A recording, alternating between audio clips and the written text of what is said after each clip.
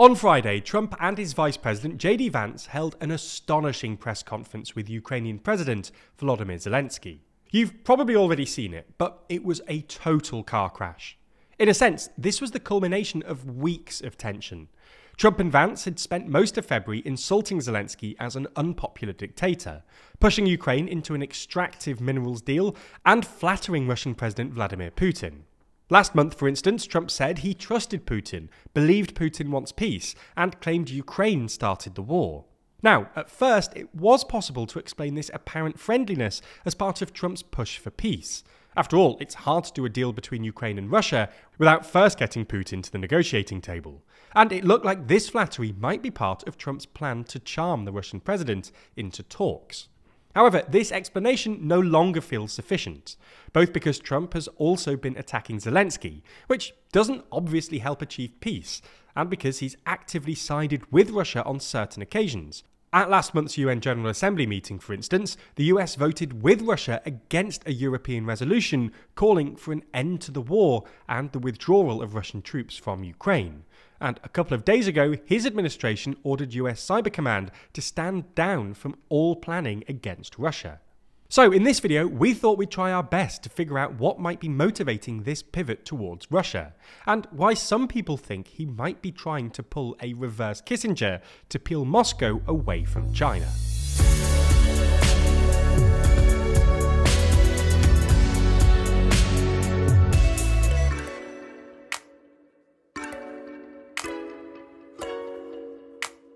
We're getting remarkably close to 1 million subscribers, and currently 72% of you haven't yet subscribed. So lend us a hand and subscribe today. So let's get straight into it. Aside from peace in Ukraine, there were at least 3 other things that could be motivating Trump's pivot towards Russia.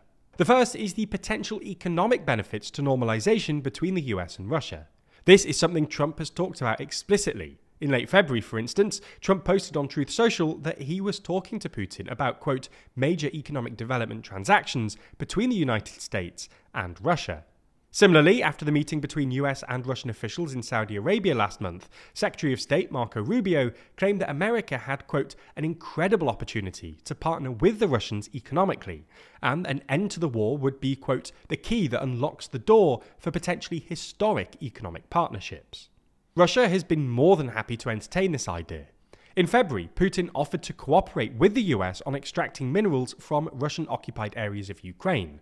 And, according to the New York Times, at the recent meeting in Saudi Arabia, Russian officials told their American counterparts that American companies operating in Russia had lost $324 billion since sanctions were imposed.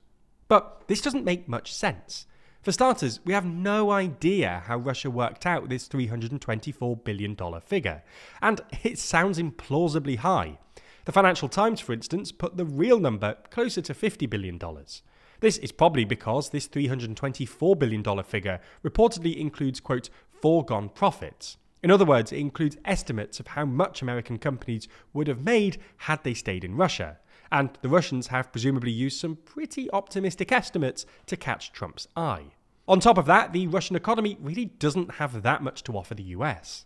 Russia mainly produces oil and military equipment at the moment, neither of which the US really needs. The US already has a domestic oil supply, as well as more reliable supply from neighbouring countries like Canada, and the biggest military-industrial complex in the world. While there's probably some opportunity in developing Russia's vast mineral and energy deposits, these sectors are dominated by oligarch-owned companies with close links to the Kremlin. These projects would also require lots of capital and take time, which would be a real risk, given A, the fragile state of the Russian economy at the moment, B, the fact that the Kremlin has recently taken to expropriating private assets to pay for the war, and C, the dramatic instability in US-Russia relations. It's also hard to square this with Trump's policy towards Canada or the EU, who have a combined GDP at least 10 times that of Russia and do a lot more trade with America. If Trump wants trade-induced prosperity, he'd be better off avoiding a trade war with America's closest trading partners. Anyway, the second reason we can see for Trump's Russia pivot is OPEC+. For context, OPEC+ is the international cartel of oil-producing states, dominated by Saudi Arabia and Russia, who essentially decide the global price of oil. Trump really doesn't like high oil prices, presumably because American voters don't like high oil prices, which is why in his first term he would take to Twitter to demand that OPEC Plus increase production and bring down prices whenever prices went much above $70 a barrel. In a sense, Trump was successful here. Oil prices stayed relatively flat throughout his first term, averaging about $70 a barrel. Even if this was more down to wider macroeconomic factors than Trump's tweets, it's at least true that Trump had it easier than both Obama and Biden, who struggled with rising prices during their terms. For the past few years, however, prices have hovered nearer $80 a barrel, which is higher than Trump would apparently like. Trump has occasionally complained about this publicly. At Davos earlier this year, for instance, he told OPEC, quote, "You've got to bring the price down," because this would apparently bring interest rates down. Anyway, the point we're making is that it's possible that Trump wants to leverage a closer relationship with Russia to get them to bring down global oil prices.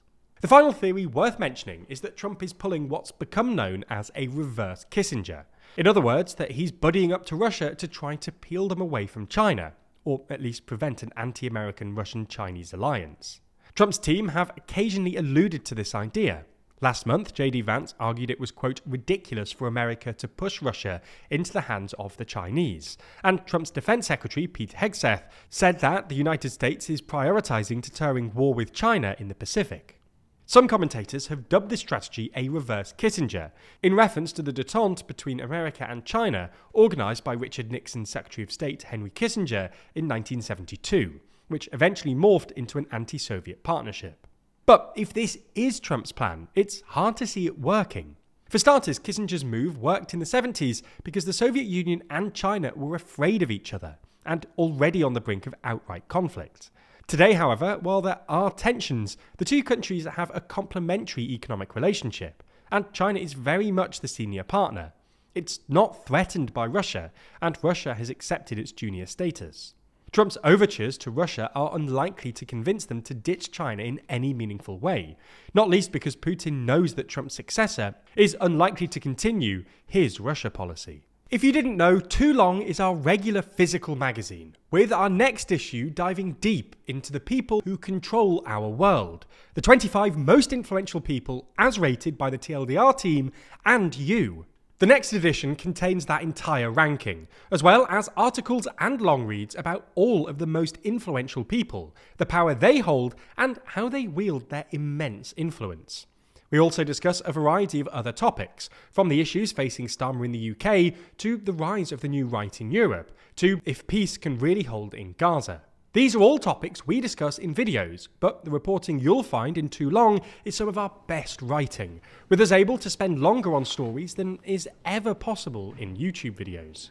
If you're interested in checking it out and supporting the channel, then you can pre-order a copy right now at toolong.news. There you'll find two versions of the magazine, the standard and the premium editions. Buying the premium edition not only gets you the magazine, but it also gets you about 2 hours of exclusive content where the team debate and discuss their top 25 ranking and also react to the audience's vote for the very first time. We could potentially have a monumental jump on our hands. Yeah. Hands up for leapfrogging into sixth. The most powerful European country, the second biggest economy, the nuclear power that is... The nuclear power! Yeah. You'll also get regular access to our behind-the-scenes podcast, The Bullpen, and get your name printed in the thank you section of the magazine. Whichever edition you want, head over to toolong.news to find out more. And if you subscribe to the magazine and use code SUBSCRIBENOW, you'll be able to get a copy for as low as £4.99. Thanks for your support, because Too Long really does help fund our journalism year-round.